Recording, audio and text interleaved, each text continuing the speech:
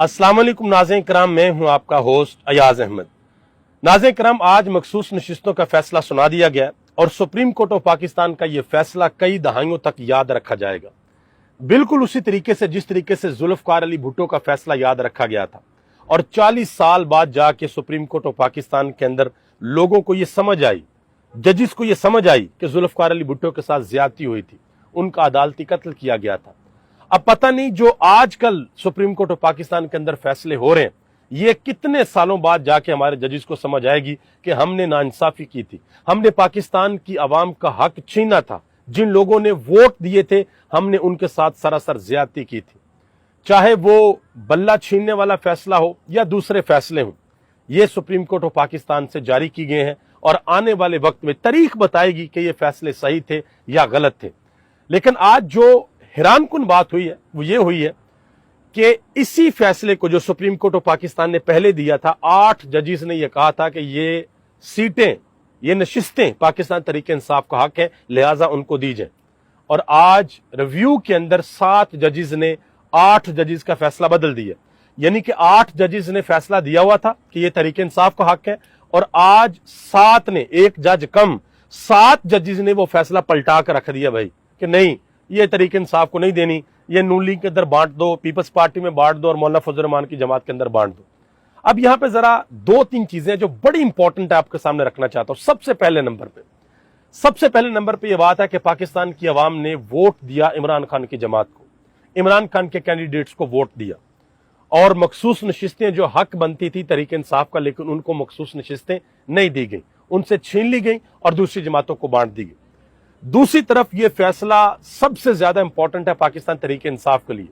तहरीक इंसाफ ने अब यह फैसला करना है कि उन्होंने अपनी सियासत को इस मुल्क में किस तरीके से जिंदा रखना है। और सबसे बढ़कर बात जो उनकी एक बड़ी डिमांड है, हर जगह पर वो इसका जिक्र करते हैं, कैदी नंबर 804 इमरान खान, कि जी इमरान खान को हमने रिहा करवाना है। तो इमरान खान को किस तरीके से रिहा करवाएंगे? पाकिस्तान की अदालतें, चाहे वो सेशन कोर्ट हो, चाहे वो अडयाला जेल के अंदर लगने वाली अदालत हो, चाहे वो हाई कोर्ट हो या फिर सुप्रीम कोर्ट हो, इन अदालतों के अंदर क्या घन चक्कर चल रहा है ये तरीके इंसाफ को बड़े अच्छे तरीके से पता है। इनफैक्ट पाकिस्तान के बच्चे को इसका बहुत अच्छे तरीके से पता है। और 26वीं आईनी तरमीम के बाद तरीके इंसाफ को कोई रिलीफ मिलेगा या नहीं मिलेगा, यह भी इनको बहुत अच्छे तरीके से पता चल गया।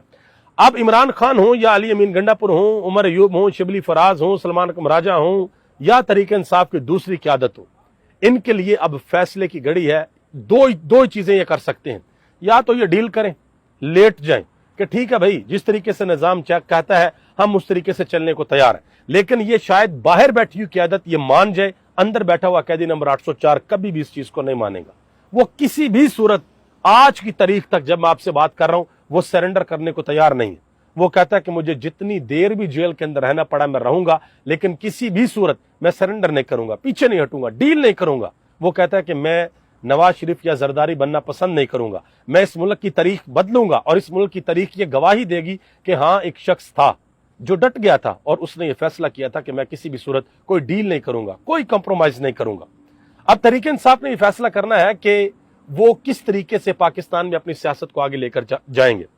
नजम सेठी ने यह वाज़ह तौर पर कह दिया, उन्होंने कहा जी अली अमीन गंडापुर का जो मामला है वो मामला बड़ा पेचीदा है, बजट पास हो गया। उन्होंने कहा जी अली अमीन गंडापुर के ऊपर इस वक्त वफाक की हुकूमत बैठी हुई है और उसने अगर थोड़ी सी चूं चरा की, उधर लगाया जाएगा गवर्नर राज और उसको उठा के जेल के अंदर बंद कर देंगे और इस मुल्क की अदालतें कुछ भी नहीं करेंगी।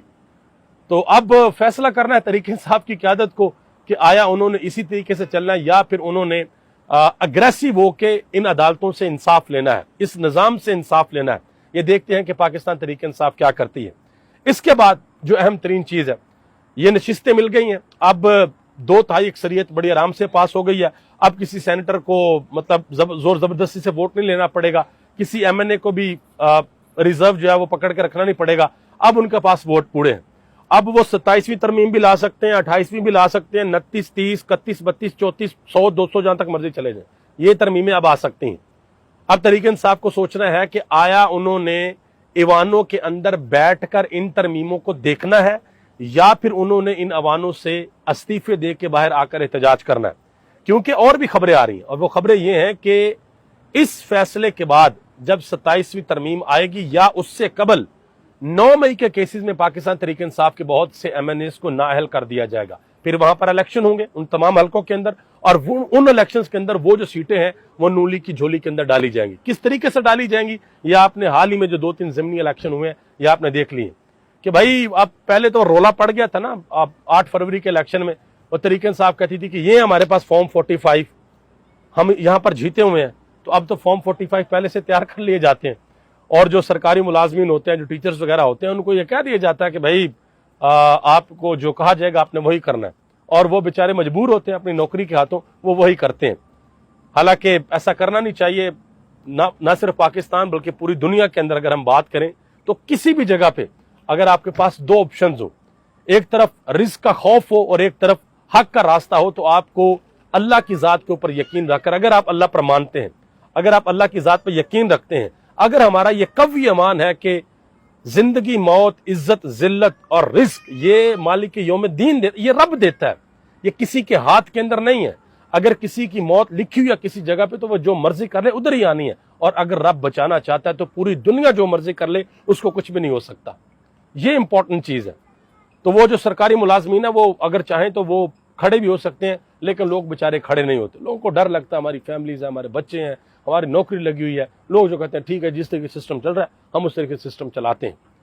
अब देखना यह है कि तहरीक इंसाफ क्या करती है। आलिया हमजा ने आज एक अहम तरीन ऐलान किया। उन्होंने कहा जी 2-3 दिन के अंदर जो एक अहम इंतजामी इजलास होने के लिए जा रहा है, और उसमें हम ये फैसला करेंगे कि या हमने डटना है या हमने हटना है, कि या तो हम आगे बढ़ेंगे या हम पीछे हो जाएंगे। आज पंजाब असेंबली के अंदर जिस वक्त पंजाब की वज़ीर आला मोहतरमा मरियम नवाज साहबा ने तकरीर की, पाकिस्तान तहरीक इंसाफ के MPs ने आज बड़ा जबरदस्त किस्म का एहतजाज किया, क्योंकि आपको पता कि तकरीबन 1 हफ्ता ही हो गया जो खबर आई हुई है पंजाब की हुकूमत के अंदर तकरीबन 10 खरब रुपए की खुर्द बुर्द हुई है।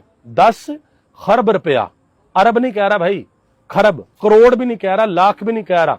गरीब की तो खैर बजट के अंदर तनख्वाह भी मुख्तस नहीं की गई कि इतनी तनख्वाह गरीब बंदे की, और यहाँ बातें लाखों, करोड़ों, अरबों, और फिर ऊपर आता खरब की बात हो रही है कि 10 खरब रुपए का पता ही नहीं गया कि वो कहाँ पे चले गए।